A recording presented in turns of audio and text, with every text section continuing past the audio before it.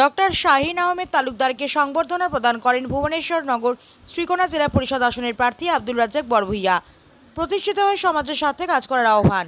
Doctor degree অর্জন করে দক্ষিণ ভাঙারপাড় সহ গোটা পশ্চিম শিলচর এলাকার জনগণের মুখ উজ্জ্বল করল দক্ষিণ ভাঙারপাড়ের মেধাবী সুসন্তান ডক্টর শাহিন আহমেদ তালুকদার।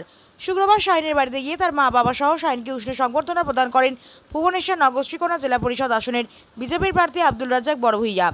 তিনি বলেন, এই প্রথম কেউ আমাদের ভাঙারপাড়ে ডক্টর ডিগ্রি উপহার দিয়েছে।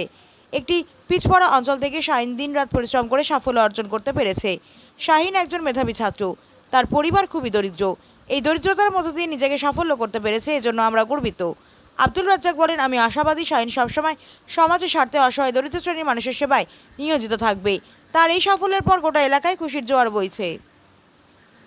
আজকে খুবই আনন্দিত, কেননা আমাদের বাঙ্গাইপাড় গ্রামের বাঙ্গাইপাড় দ্বিতীয় খণ্ডে আমাদের শাহিন আহমেদ তালুকদার মহাশয় বিগত গতকালকে যে রেজাল্ট হয়েছে ডাক্তারি MBBS এর, এখানের মধ্যে আসামের মধ্যে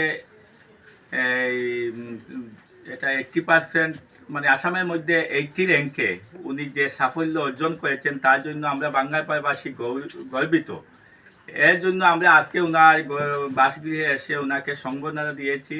বক্তব্য সঙ্গে এই যে আমাদের পিছপড়া অঞ্চলে এই বাঙ্গাইপাড়, উনি খুব দরিদ্র সীমার নিচে, ওনার বাবা একজন দরিদ্র সীমার নিচে বসবাস করে, যে উনি ওনার ছেলেকে যেভাবে আজকেই যে একটা ভালো সাফল্য করেছেন, এবং আমি এর জন্য উনার বাবা এবং উনার মাতাকে ধন্যবাদ জানাই, এবং তোর সঙ্গে উনার যারা গুরুজন শিক্ষক আছেন, শিক্ষয়িত্রী আছেন, উনাদেরকেও ধন্যবাদ জানাই। আর আজকে আমরা মনে করি যে আমাদের এই শাহিন আহমেদ তালুকদার মহাশয় MBBS যেভাবে ভালো সাফল্য করেছেন, এর জন্য আমাদের সমাজে যারা গরিব দরিদ্র পরিবার রয়েছে তাদের গৌরবের বিষয়, কেননা ওনারা এর কাছ থেকেই অনেক সাহায্য সহযোগিতা পাবেন।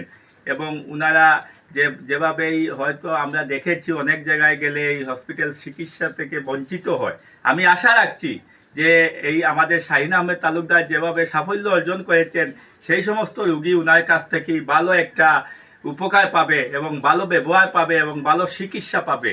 তাই আমি আজকের এই দিনে ওনার যে আরও উনি বড় হওয়ার জন্য আমি আশাবাদী, এবং আগামী দিনে উনি যাতে আরও উন্নতি সাধন করতে পারেন এবং আমাদের গরিব জনসাধারণের পাশে থাকতে পারেন, এই কামনা করি।